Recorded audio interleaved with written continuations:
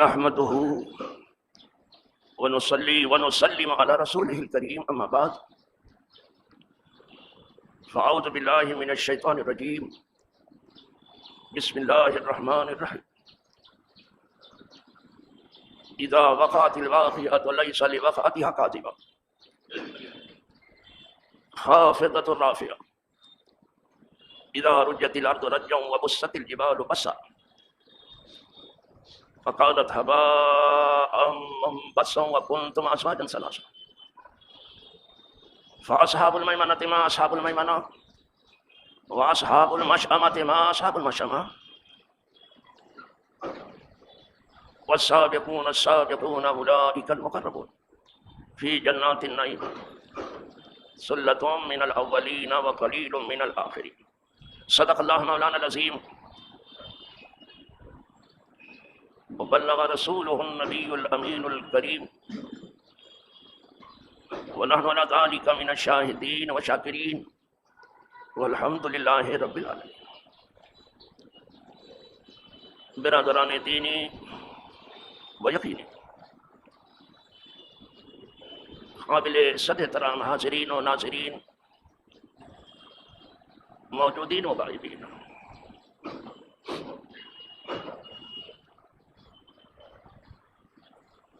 یہ سورۃ الواقعہ ہے.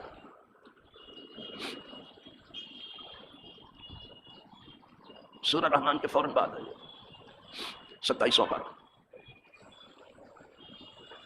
اس میں قیامت کا تذکرہ ہے.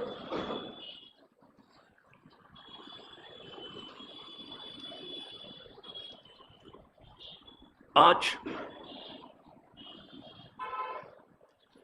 زیادہ تر لوگ خوشخبری سناتے ہیں، اللہ سے ڈرانے والے اور ڈرنے والے کم رہ گئے، اس لیے دھیرے دھیرے لوگ بے خوف ہو گئے. حالانکہ حضور کی دونوں شانیں ہیں، آپ بشیر بھی ہیں، نذیر بھی ہیں، آپ خوشخبری بھی سناتے ہیں. جو اس لائق ہے کہ انہیں خوشخبری سنائی جائے، اور آپ ڈراتے بھی ہیں انہیں کہ جب تک وہ ڈریں گے نہیں مانیں گے. تو یہاں قیامت کا تذکرہ ہے. فرمایا اذا وقعت الواقعة ليس لوقعتها كاذبة، جب ہو جائے گی، وہ ہو جانے والی، نام نہیں لیا جا رہا ہے. اور جو چیز بہت مشہور ہوتی ہے اس کا نام نہیں لیا جا رہا. لوگ اشارے سے سمجھ جاتے ہیں کہ کون ہے، نام نہیں لیا جا رہا، بس کہا جا رہا ہے جب ہو جائے گی وہ ہو جانے والی، یعنی قیامت برپا ہو جائے گی. ليس لوقعتها كاذبة، جب وہ برپا ہو جائے گی قیامت، تو اس قیامت کو جھٹلانے والا کوئی ہوگا ہی نہیں. آج تو کتنے ہیں جو جھٹلاتے ہیں کہ کہتے ہیں دنیا ایسے چلتی ہے رہی ہے، چلتی رہے گی.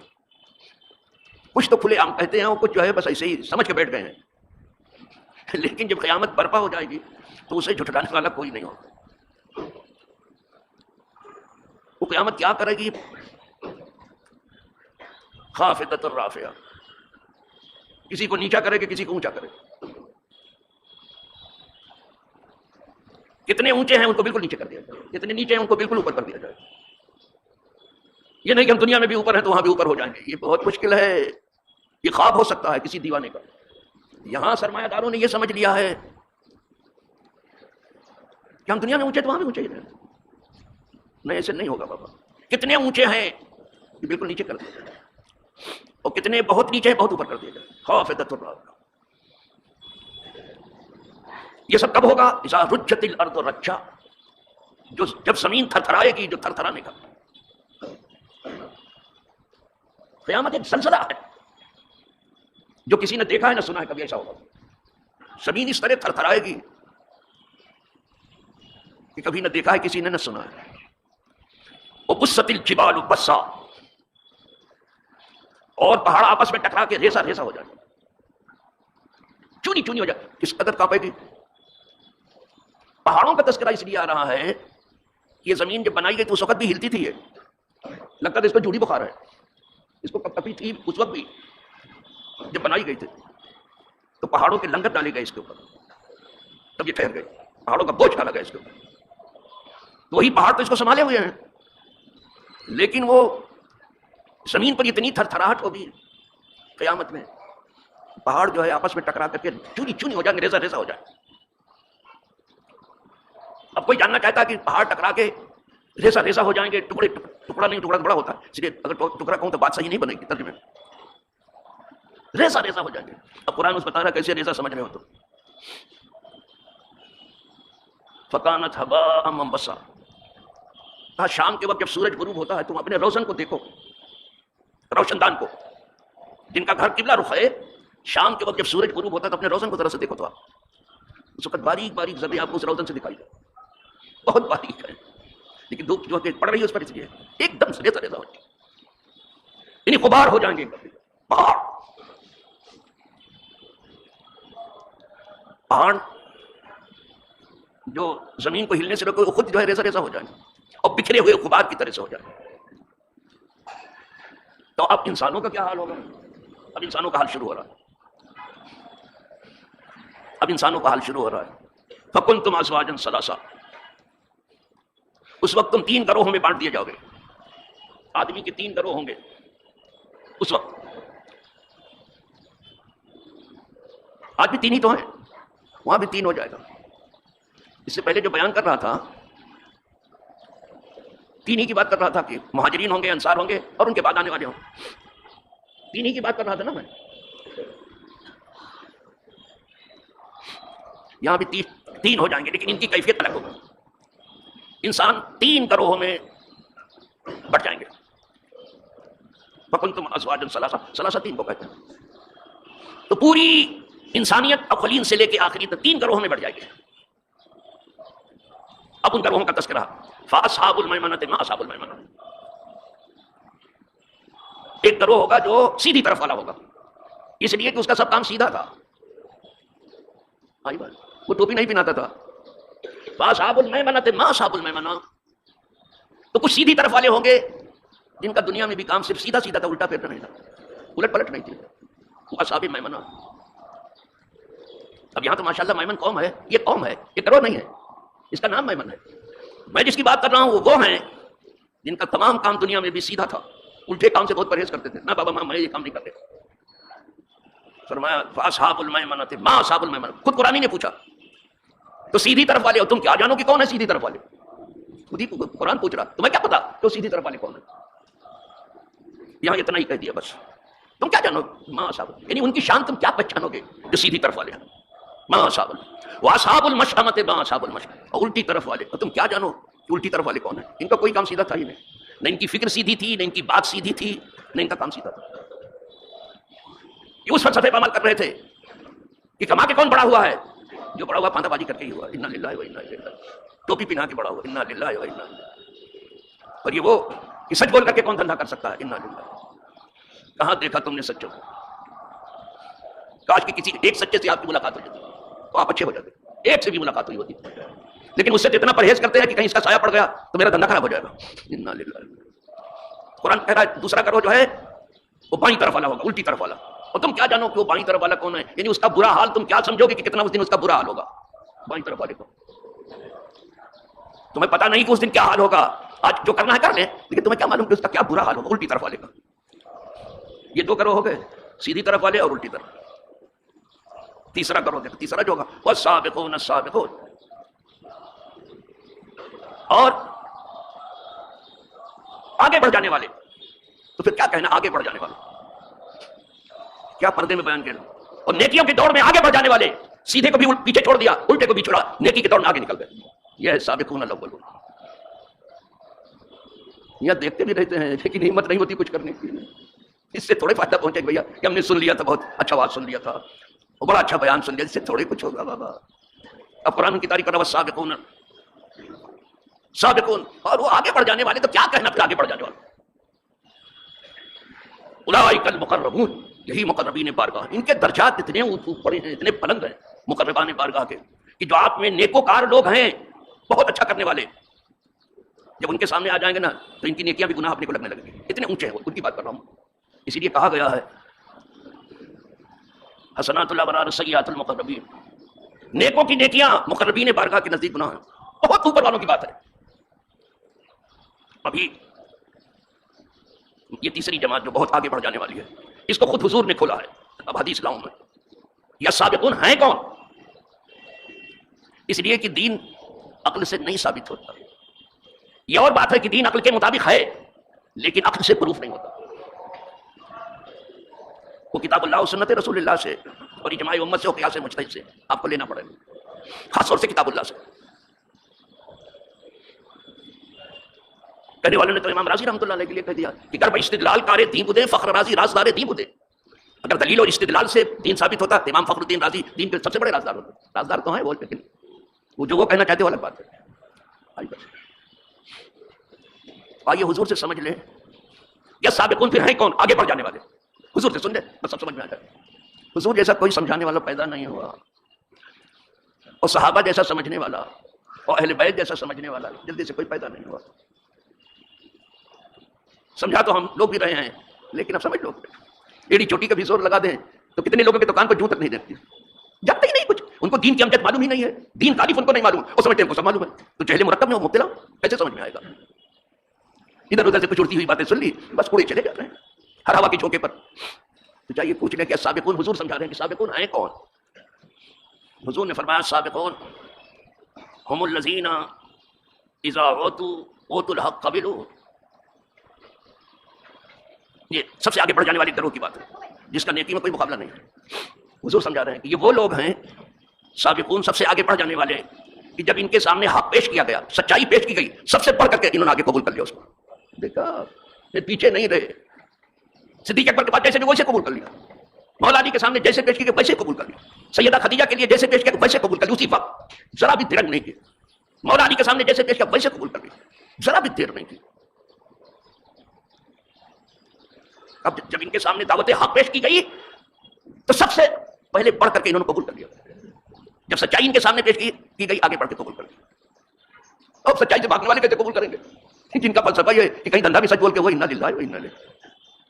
اس حماقت پر جتنا پچھتایا جائے کم ہے. جھوٹ بول کے دھندا ہوگا انا للہ. چلو حضور جو تعریف کر رہے ہیں نا اس کو سن لو. کیا سابقون کو تم سمجھنا چاہتے ہو؟ سن لو. کیا سابقون هم الذین اذا اوتوا الحق قبلوا. جب ان کے سامنے دعوت حق پیش کی گئی انہیں سچائی کی طرف بلایا گیا، آگے بڑھ کے سب سے قبول کر لیا. ایک وَإِذَا سُئِلُوا، جب ان سے سوال کیا گیا کہ دین کی راہ میں مال خرچ کرو اور ضرورت پڑے تو جان بھی دے دو، تو کہا فَصَلُوا، کہا تیار ہیں. مال بھی دے دیا اور جان بھی ہتھیلی پہ لے کے نکل پڑے ہوئے اسی وقت. یہاں سب کچھ مٹھی میں رہے، تین کا بھی نہ نکلے اور اللہ جنت دے دے، اسے جنت دے دے گا. ایک جھوپڑا نہیں ملتا ہے ایسے جنت. یہ کس کپتی نے آپ کو بتا دیا کہ اسے جنت مل جائے گی؟ ایک جھوپڑا تو لے لو ایسے مفت میں، لیکن یہاں دنیا میں بتا دو، ایڑی چوٹی کا زور لگا دیتے ہو تب جا کر کے کہیں ایک جھوپڑا ہوتا ہے. اتنی بڑی جنت ایسے ہی. اسی لیے کتاب اللہ نے کہا اما سب کیا آپ نے گمان کیا کہ ہم مرو گے سیدھے جنت پہ جاؤ؟ جو کہہ رہا ہے کہنے والا کہ اللہ اس کو جنت دے، جنت پھر تو ایسے چلے جاؤ گے. یہ دوسری تعریف ہوئی. وَإِذَا سُئِلُوا، جب راہ حق میں ان سے کہا گیا کہ وقت آیا ہے کہ اپنا مال اللہ کی راہ میں خرچ کرو، کہا یہ سب حاضر ہے. اس موقع پہ صدیق اکبر تو سب سے پہلے پیش کیا جاتا ہے. یہاں بھی جی صاحب کوئی مقرر ایسا نہیں کہ ان کا نام نہ لے. سب سے پہلے سیدہ خدیجہ کا نام فوراً دیا جاتا ہے، پوری دولت لٹا دی. کہا حضور یہ آپ کے قدموں میں. عثمان غنی اس لیے غنی ہوئے خزانے کا در کھول دیا تھا راہ حق. آئی بات. اور جب ان سے کہا گیا کہ جان پر تو جان دینے کے لیے تھے، گویا ان کی ایک بات تھی جو کسی کہنے والے نے کہنا چاہا ہے. سابقون کی ایک بات تھی جو کسی کہنے والے نے اپنے انداز میں بیچارے نے کہا. وہ کہتا تھا جو جان مانگو تو جان دیں گے، جو مال مانگو تو مال دیں گے، مگر یہ ہم سے کبھی نہ ہوگا نبی کا جاہو جلال دیں گے. حضور کے ناخن پاپا مر جائیں گے. یہ ہے سابقون. ساری بات سمجھ گئے. ابھی دو ہی کہا ہے میں نے کہ جب ان سے سوال کیا گیا کہ اب دین کو تمہارے مال کی ضرورت ہے، یہ حاضر ہے. اور جب ان سے کہا گیا اب دین کو تمہارے جان کی قربانی کی ضرورت ہے، تو امام حسین سے پوچھ لو، خاندان نبوت سے پوچھ لو. یہ دین کے لیے قربانی تھی کربلا میں.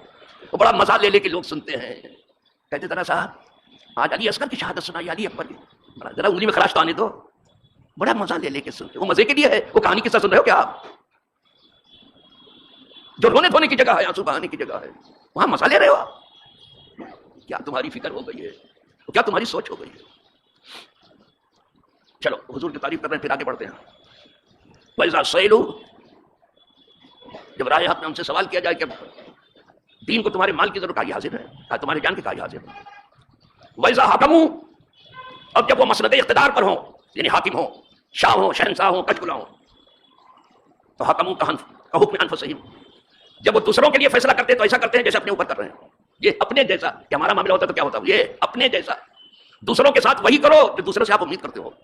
حاکم ہو گئے تو دوسرے کو خاطر ہی میں نہیں لگا. 2 پیسہ ہوا پھر زمین پہ کہاں پڑتا ہے، پھر زمین پہ کہاں پہنچا. انا للہ، یہ حضور نے تعریف کی. چلو میں یہ تفسیری نہیں کرنا آج، اب میں اس نقطے پر آ رہا ہوں جس کے لیے میں نے یہ شروع کیا ہے. اب اس نقطے پر فرمایا یہ نیکیوں کی دوڑ میں جو یہاں دنیا میں بھی سب سے آگے تھے، خدا کے ہاں بھی سب سے آگے ہوں گے. یہ ہوتے تو ہوگا. سمجھ گئے. اب ان کے بارے میں کہا کہ سلۃ من الاولین وقلیل من الآخرین. یہ امت کا حال بیان ہو رہا ہے. اگلوں میں سے بہت بڑی جماعت ہوگی جو نیکی کی دوڑ میں بہت تیز دوڑ رہی ہو. اگلوں میں سے. اگلے کون ہیں؟ وہی مہاجرین و انصار ہیں. اگلے ہیں کون؟ مہاجرین. پچھڑوں میں بھی ہوں گے لیکن بہت تھوڑے ہوں گے. پچھڑے بھی ہوں گے مقربین بارگاہ، پیچھے آنے والے سمت کے. لکھا قلیل من الآخرین، پچھڑوں میں سے کم ہوں گے، اگلوں میں سے بہت. اب بھی اس نقطے پر نہیں آیا جس کے لیے میں نے بات شروع کیا. میں کسی مقصد کے لیے بات شروع کرتا ہوں. یہ نہیں کہ جمعہ کو کچھ کہہ دینا، جمعہ پڑھا دینا، ٹوپی جو ہے ٹوپی کے خانے میں ڈال کر کے نکل جانا. اس لیے بات نہیں ہے. اب جو کہنے چلا ہوں یہ کہ اگلوں میں سے بہت بڑی جماعت، سلہ سا لام اور تا تائے مدورہ، سلہ کہتے ہیں بڑی جماعت کو، بہت بڑا کرو اس کو سلہ بولتے ہیں. اگلوں میں سے بہت بڑی جماعت ہوگی جو بہت تیز نیکی کی راہ میں دوڑ گئی ہے، لیکن پچھلوں میں سے بہت تھوڑے ہوں گے. پچھلوں میں بھی ہوں گے لیکن بہت تھوڑے ہوں گے. تو یہاں ٹھہر کے میں کہنا چاہوں گا سب کے لیے، پوری دنیا کے لیے، کہ جن لوگوں نے یہاں ٹھوکر کھائی ہے وہ اپنی راہ سیدھی کر لے. قیامت کے دن 120 صفحیں ہوں گی. خدا جانے کتنی بڑی ہوں گی. کل 120 ہوں گی جس میں 80 صف حضور کی امت کی ہوگی. 80 صف جو ہے حضور. تو یہ امت کا حال بیان ہو رہا ہے. تو ہمارے اگلے کون ہیں؟ وہی مہاجرین و انصار. پچھلے تو قیامت تک آتے رہے. ان میں بہت بڑی جماعت ہوگی. اور اہل تشیع کہتے ہیں حضور کے پردہ فرمانے کے بعد ان میں 4-5 مسلمان رہ گئے تھے. تو بڑی جماعت کیسے ہو گئی بھیا؟ کیا آپ قرآن کا انکار کر رہے ہو؟ قرآن کا انکار کر رہے ہو؟ کس کے لکھے پہ کر رہے ہو؟ پھر تمہارے لکھے کو دیکھیں، تمہارے قلم کو دیکھیں، تمہارے دماغ کو دیکھیں، تمہارے فکر کو دیکھیں، تمہارے فن کو دیکھیں، یا اللہ کی کتاب کو دیکھیں. ہمارے سامنے اللہ کی کتاب ہے. اللہ کتاب کہتی ہے اگلوں میں سے بہت بڑی جماعت. 4 آدمی بڑی جماعت کہلائے گی کیا؟ آپ ٹھیک کر لو گے تو آپ کا معاملہ ہے. نہیں کرتے ہو جو جی میں آئے گا. ہاں جہاں تک سیاسی پوزیشن ہے وہ اہل تشیع کی صحیح ہے، لیکن جہاں تک معاملہ دین کا اور ایمان و اعتقاد کا ہے وہاں یہ بہت بڑی کمزوری ہے کہ آپ سابقون الاولین کو یعنی مہاجرین و انصار کو آپ 3-4 میں گنتے ہو. تم ہو کس سب میں؟ تم کس خیال میں ہو؟ تم کس فکر و فن میں ہو؟ تم ہمیں دینا کیا چاہتے ہو؟ کچھ نہیں. تو ہماری عوام یہ ہے، کوئی وضو کرا رہا ہے، کوئی تیمم کرا رہا ہے، کوئی نماز پڑھا رہا ہے، کوئی پتہ نہیں کب قبول ہوگی، کبھی جنت میں جائیں گے. کچھ اور تو بتاؤ بھیا، تھوڑا ایمانیات. کہا جمعہ پڑھا دینا، ان کو اور کیا دینا، ان کو کچھ اور نہیں چاہیے. تو سلہ کیسے بنے گا؟ سلہ جماعت ہوگی سمجھ. لیکن مقربین بارگاہ میں آگے دوڑنے والوں میں صحابہ ہیں، مہاجرین و انصار. جی صاحب، ورنہ بتاؤ کہ وہ اگلے نہیں ہیں ہمارے، یا تو کہہ دو اگلے نہیں ہیں، اور اگر ہاں تو وہ بہت آگے ہیں جہاں تمہارا گمان بھی نہیں پہنچتا. آپ کیا سوچو گے؟ آپ کا قلم کیا لکھے گا؟ اس قلم کو خشک ہو جانا چاہیے تھا ہمیشہ کے لیے. کیا لکھا ہے آپ نے؟ کیا دھوکہ دے رہے ہو دوسروں کو؟ ہاں سیاسی پوزیشن آپ کی صحیح ہے، سیاسی نقل و حرکت آپ کی صحیح ہے. اور یہ اس لیے ہے کہ پہلے بھی کیسروں کے طرح ہم نے سامنے تھے، آج بھی وہی ہے. آج بھی گرانی سامنے سیاسی پوزیشن ٹھیک چل رہی ہے. تو کیا 57 ملک بیٹھے ہیں صرف مغرب کی نوکری اور چاکری اور غلامی میں لگے ہیں اور ٹھیک ہے بات میں آپس میں.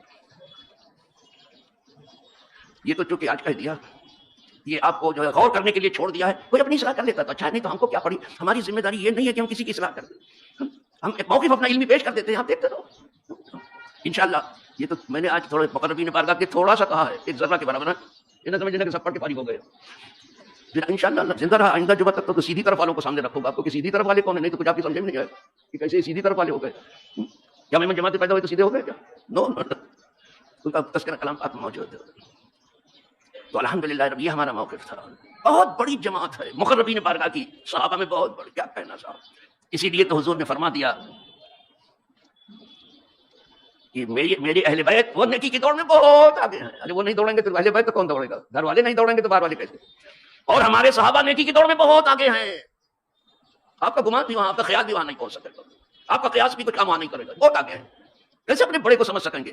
ابھی کل بھی ہمارے علم کو ناپنا چاہے کیسے ناپ لے گا؟ نہیں ہوگا.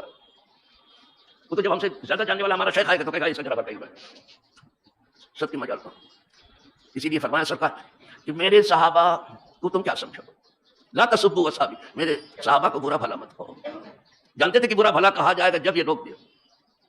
تم میں کا کوئی وہ پہاڑ برابر سونا خرچہ کرے، میرے صحابہ مٹھی دو مٹھی جو دے دینا تو اس سے زیادہ ہو جائے گا. اور انہی صحابہ کے بارے میں فرمایا کہ صحابی کالنجوم فبأیہم اقتدیتم. اور اپنے اہل بیت کے لیے تو کیا فرمایا، خدا کرے یہ کشتی اہل بیت سب کو میسر آ جائے. اپنے اہل بیت کو کشتی نوح کی طرح سے بتایا. فرماتے ہیں مثل اہل بیتی کا سفینۃ نوح، میرے اہل بیت کی مثال جو ہے نوح کی کشتی طرح ہے، جو اس میں بیٹھا وہی نجات پائے گا. سن رہے ہو، بیٹھنا ہی پڑے گا اہل بیت کے قدموں میں، وہی نجات پائے گا دوسرا. اس لیے کہ جو کشتی نوح میں بیٹھا وہی نجات پا سکا، بیٹھا نہیں بیٹھا تو نجات نہیں پا سکا. بس بیٹھا نہیں بیٹھا. فرمایا مثل اہل بیتی کا سفینۃ من رکبا نجا، جو اس کشتی میں بیٹھا نجات پائے. خدا کرے سب کو یہ کشتی مل جائے، سب اہل بیت کے سچے خادم ہو جائیں اور اس کشتی میں بیٹھنے کی کوشش کریں. اور خدا کرے سب صحابہ پہ جان چھڑکنے والے ہو جائیں، اس لیے کہ یہ کشتی ان تاروں کو دیکھ کے چلتی جو آسمان پر ہے. کشتی جب چلتی ہے تو تاروں پر نظر، وہ بھی نجم ہم یہتدون. یہ صحابہ تارے ہیں، اہل بیت کشتی، یہ کشتی تاروں کو دیکھ کے چل رہی ہے. دونوں ایک دوسرے سے ملے. خدا کرے ہم دونوں کا دامن مضبوطی سے تھامے رہے، جو چھوڑتے ہیں چھوڑ دے دو اور دعا کرو وہ بھی پکڑ لے. وآخر دعوانا الحمدللہ.